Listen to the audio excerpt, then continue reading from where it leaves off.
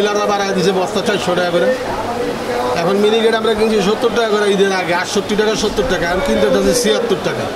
তো বিক্রি তো 80 টাকার নিচে নেই ভালো মিনিকেট। আপনার নর্মালি আছে যেগুলা, এগুলো একটু মোটা, এগুলো বিক্রি হয় আপনার 72-74 টাকা।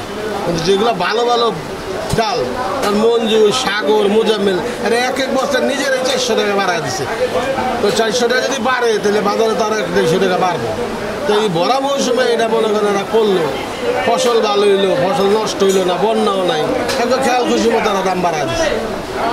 এটা পদক্ষেপ যদি সরকার নেয় তাহলে মনে করেন বাজার কমাইতে পারে, আর নাহলে হেরা খালি বাড়াই।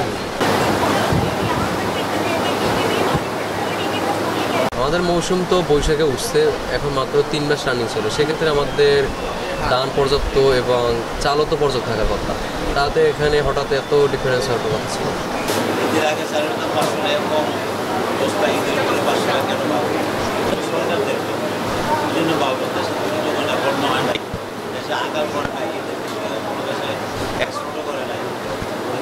এই চালটা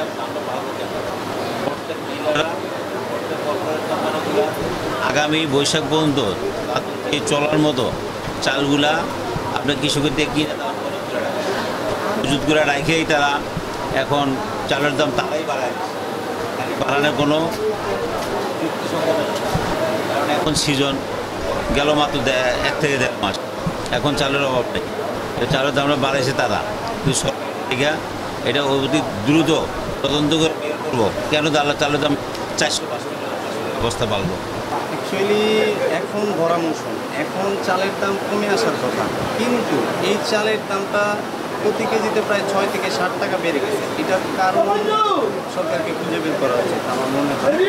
বাজারটা ভালোভাবে মনিটরিং করা দরকার, এবং এই দাম বৃদ্ধির ফলে যারা মধ্যবিত্ত আছে, নিম্নবিত্ত আছে, তাদের খুবই কিন্তু সমস্যা হচ্ছে।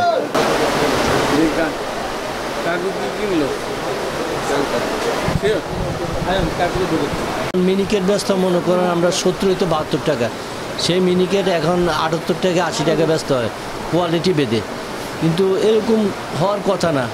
ঈদ গেছে, মানুষ দেশে আসবে, চাউল আছে দেশে পর্যাপ্ত পরিমাণ,